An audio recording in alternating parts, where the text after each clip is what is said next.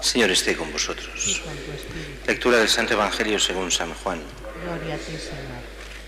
Después de que Jesús hubo saciado a 5.000 hombres, sus discípulos lo vieron caminando sobre el lago. Al día siguiente, la gente que se había quedado al otro lado del lago notó que allí no habían habido más que una lancha y que Jesús no había embarcado con sus discípulos, sino que sus discípulos se habían marchado solos.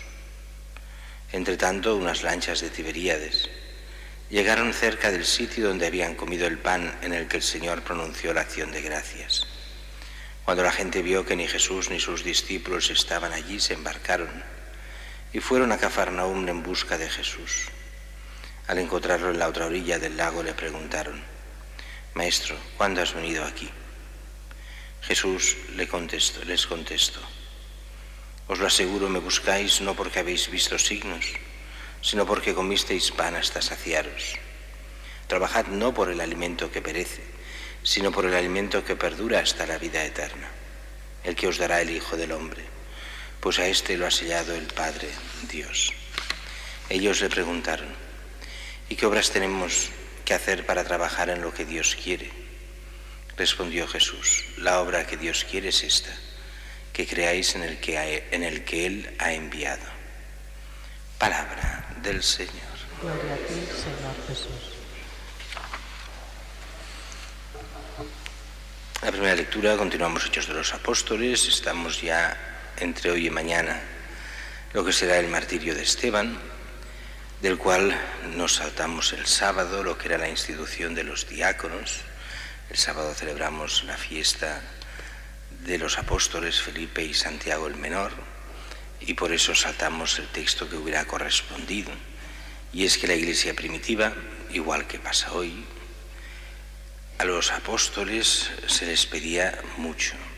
Se pedía no solo que llevasen la parte religiosa, sino también que atendiesen toda la parte caritativa, humana, no solo la parte espiritual, sino también de organización de los pobres, de las viudas, de la caridad.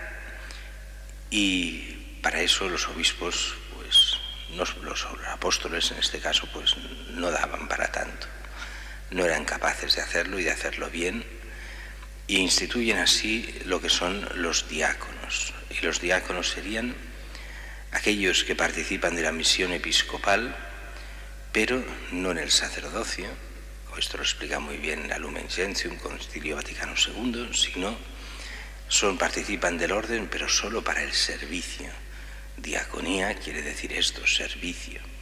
Así que tienen este grado del orden, del sacramento del orden, pero no del sacerdocio. Es una cosa un poco extraña, pero sino que es lo que hacen es todo este servicio laical, para entendernos, pero que correspondería en parte al obispo, lo que es todas las cosas de organización, de caridad.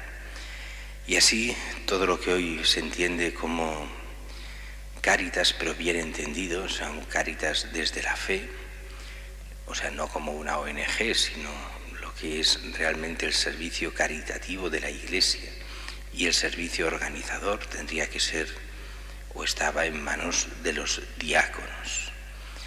De hecho, a partir del Concilio Vaticano II vuelven los diáconos maldichos permanentes, porque todos los diáconos son permanentes, son siempre diáconos. Los sacerdotes somos también diáconos, los obispos son también diáconos, pero de una forma especial estos diáconos permanentes se entiende aquellos diáconos que se ordenan estando casados, o alguno también se ordena siendo célibe, pero que no aspiran al sacerdocio, sino que se quedan solo para ser solo. Ya es una vocación suficiente, no es solo, el solo está mal dicho, que son diáconos con vocación a diácono.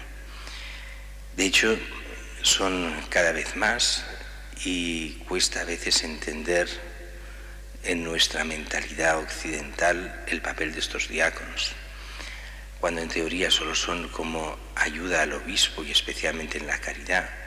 Muchas veces se transforman en sustitutos de sacerdotes, pero en aquello en que pueden llegar a ser los laicos, pero que no los sacerdotes no llegan y entonces los ponen pues a hacer entierros. La ceremonia de entierro la puede hacer cualquier laico, no hace falta que sea un cura, no es ningún sacramento un entierro, es un sacramental.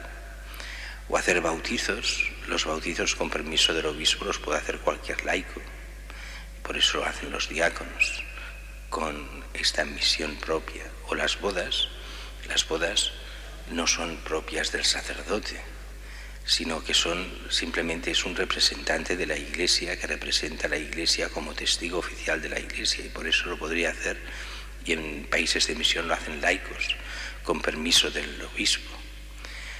El diácono hace todo aquello que un laico con permiso del obispo especial podría hacer, y entonces les dan una serie de misiones que hasta ahora clásicamente hacía el sacerdote como representante de la Iglesia, y ahora lo hacen muchos laicos.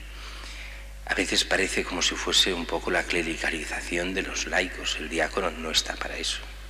El diácono está para todo aquello que no llega el obispo en cuanto a la obra de caridad propia y de organización de la Iglesia, no para sustituir sacramentalmente allí donde no llegue el sacerdote. Son cosas diferentes. Pero necesitamos todavía una generación más que llegue a entenderlo y a volver a las raíces de lo que significaba el sacramento. Pero también los diáconos predicaban, y esto sí que lo hacían los diáconos antiguos. Predicaban a Cristo, y toda la acción que hacían era desde la fe, y era también en promoción de la fe. Lo veremos con Esteban, lo hemos empezado a ver hoy, cómo discutían con Esteban, cómo lo calumniaban. Mañana veremos su martirio. Mientras que el Evangelio de hoy nos hace un aviso. Es Jesús que lo buscan, y lo buscan con ahínco, pero es Jesús que se queja: ¿por qué me buscáis? ¿Me buscáis realmente por los signos o solo porque habéis comido en la multiplicación de los panes y los peces? Y dice: me buscáis solo porque habéis comido, no los signos. Los signos son los milagros, pero entendidos como los entiende bien el Evangelio. El milagro, en el sentido del Evangelio, en el sentido de los signos, son aquellos signos que nos hacen entender que Cristo es el Hijo de Dios y es el camino que nos lleva al Padre.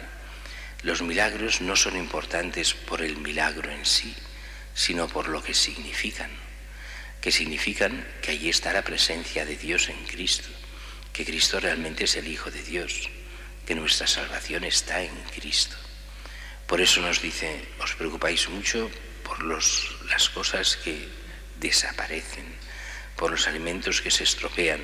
Buscad aquel alimento que dura para la vida eterna, o sea, buscad a Cristo. Es lo que Él nos pide, buscar a Cristo, pero para la salvación eterna, buscar lo que es la fe, preocuparse por aquello que no perece, preocuparse por la vida eterna, que es lo más importante que tiene el hombre de generación en generación.